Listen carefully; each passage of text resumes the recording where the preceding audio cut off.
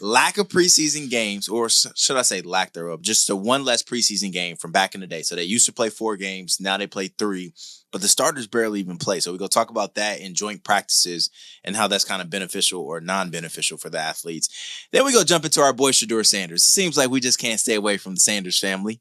We tend to bring them up on a couple of episodes every now and then. So we're going to talk about that crowded quarterback room in Cleveland and kind of how they're, doing our boy Shedeur right now. And then one thing that I kind of love, stats during training camp. I love it. I want to see how the guys are doing, how they're doing against the ones. I love it. I don't see why you don't like. See, all right, we go get into the two sides of all of that. For sure. So, and then we got a special treat for y'all at the end of the show, but you got to stick around. Promise, it's gonna make you laugh. It's gonna be entertaining. We go end the show with a bang. I can guarantee you that. All right, so now let's rewind. Let's get back into training camp. You guys now, no 2-a-days anymore. All right. You only get a number of padded practices.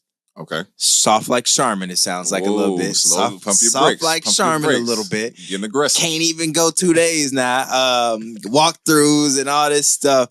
But all right, back in the day, you guys played 4 preseason games. And then that structure was like, all right, 1-2 drives in the first game, a half in the second game, maybe 3/4 in the third game. The fourth game, you don't play. I feel like back in the day, teams were ready to go week 1. Whereas now when you watch week 1, 2, 3, it's a lot of rust out there, man. It's like a little rusty. Y'all not ready, I feel like. So please tell me from the athlete's point of view why it's beneficial to have 1 less preseason game and joint practices. First of all, let me debunk that rumor you just tried to spell right there. Uh-oh. Tension starting already. Last year, in the hardest camp I ever had with the Steelers, yeah, we went 6 days in a row. Most teams don't do that. 6 practices in a row. Was it 6 padded practices or some walkthroughs in there? It wasn't all padded practices, but they weren't walkthroughs. We're going full speed. We're getting to it. Okay. We're competing. Okay. 6 days in a row. That's a lot. So let's not. That's a lot. That's a lot. You know what I'm saying? Not every team does that. Exactly. Not every team does that. Not every team is sluggish to start the season either. So it's really a case-by-case basis. Okay. Let's start there. Okay. Secondly, this is all to protect the athletes. How? Because a lot of teams are starting the season with guys on the IR. Like, come on now. I mean, but the way training camp was set up in the past set athletes up for failure. How are we going to make it through 17 games? They want to add another one, right? If we're getting destroyed in camp.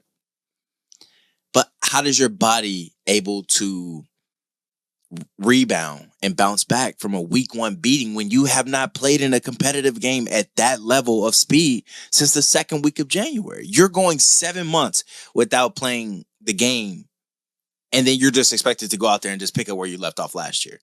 That's a very valid point, Ahmad. I'm just saying, from my point of view, I just feel like there's a lot of missed tackles in weeks 1, and you always hear coaches, we're going back to the fundamentals and we're going to teach wrapping up. It's like, all right, like, why don't we adopt the college mindset a little bit where you got a little bit more physicality of practice, you got more padded practice, and you have a little bit more contact, but it's only 5 minutes of a period instead of a 60-minute game.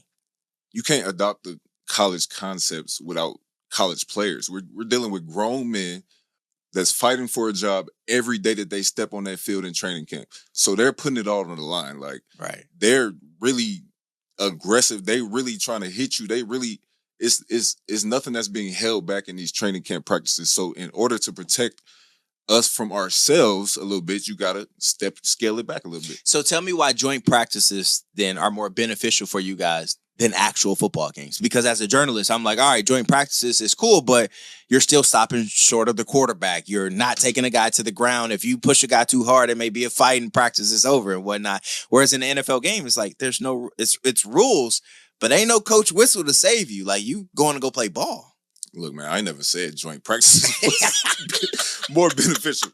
I actually Coaches hate joint practices. Why? I hate joint practices because it turns into a fight. Like, every time you Facts. don't get nothing done. Facts. Like, these guys on the other side came here just to fight. Like, basically. You've been a part of those.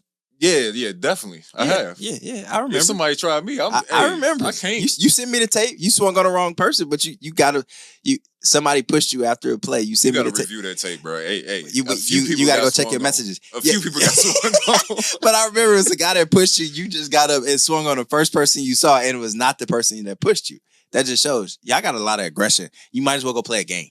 We have a lot of aggression, and when you put it into a practice setting like that with no hose bar, the referees are there, but they don't have no authority for real. Right. It can sometimes be a dangerous situation. I understand why coaches like it because it gives you a new look than what you've been seeing every day of camp. Right. So I get the coach standpoint, but from a player standpoint, I can't stand joint practices. You can't stand joint practices and you don't like the preseason. Either one. I want to get straight to it. Man, that's 17 opportunities. No, y'all need some buffers. Y'all need training camp. Y'all need to get acclimated. Just like y'all got acclimation days before you throw on pads. You need that before you'll play a game. I understand that you need it. That doesn't mean that I have to like it. I understand. See, look, this is the two sides to our argument. The pro athlete, the journalist. We can go on all day about this.